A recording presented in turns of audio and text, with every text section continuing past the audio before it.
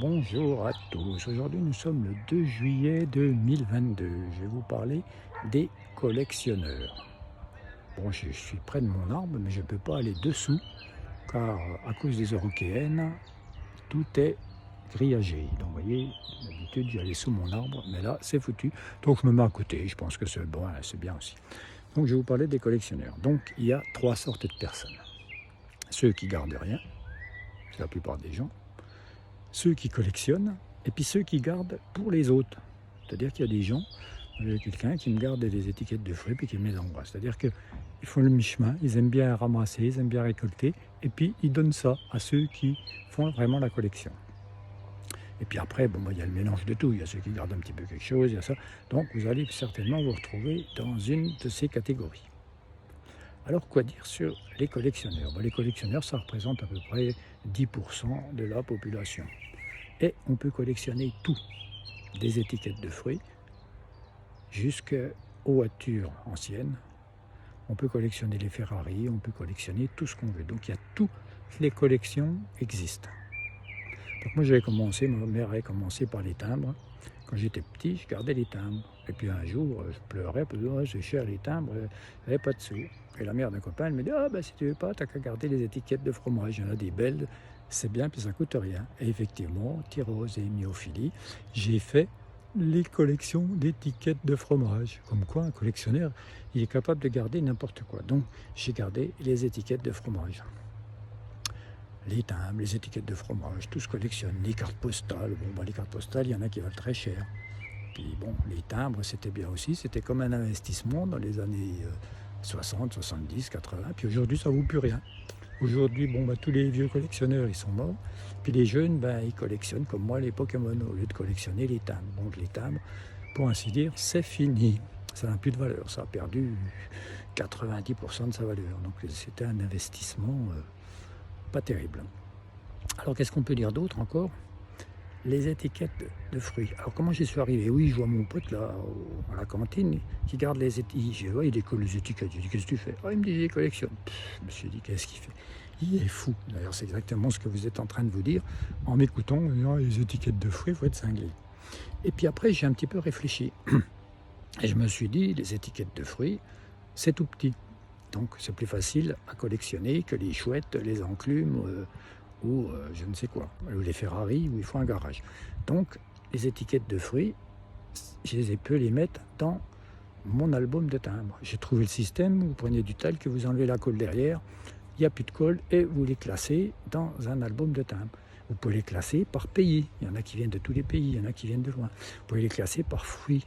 C'est-à-dire vous mettez les pommes ensemble, les poires, les bananes. Il y a beaucoup de collectionneurs de bananes. Et le pire, c'est que sur Internet, il y a plein de collectionneurs. Vous pouvez échanger. J'ai fait des échanges par courrier. Hop, vous mettez ça dans une enveloppe et hop, vous êtes tout content. Vous recevez une centaine d'étiquettes de fruits. Vous cherchez celles que vous n'avez pas. Enfin, tout le plaisir du vrai collectionneur. Parce que le collectionneur, ce qu'il ne faut pas oublier, c'est que ce qui l'intéresse, c'est ce qu'il n'a pas. Une fois que vous avez le timbre, la carte postale que vous avez, c'est fini, vous voulez l'autre, il en manque toujours, c'est ça qui est génial. Alors les collectionneurs, il y a tout eu. On avait commencé par les porte-clés. Les collections de porte-clés, ça c'était quelque chose, et c'est tombé complètement à l'eau. Il y a eu les pins, c'est pareil aussi. Il y a eu la collection des pins, il y en a qui avaient investi, il y en a qui achetaient des pins Arthur Bertrand, là je ne sais pas combien, à 50 euros, 100 euros, enfin c'était peut-être des francs dans ce temps-là, je ne sais plus, mais qui achetaient tous ces pins. Et tout compte fait, c'est tombé à l'eau. Maintenant, les pins, on les trouve au marché aux pins par tableau, puis personne n'en veut, c'est fini. Et ce qu'il y a de marrant, c'est que quand vous collectionnez ça, vous savez que ça va tomber à l'eau, que ça va s'arrêter. Et vous continuez, vous n'arrivez pas à y croire. Les collectionneurs, c'est vraiment une maladie, c'est vraiment additif et c'est vraiment une maladie.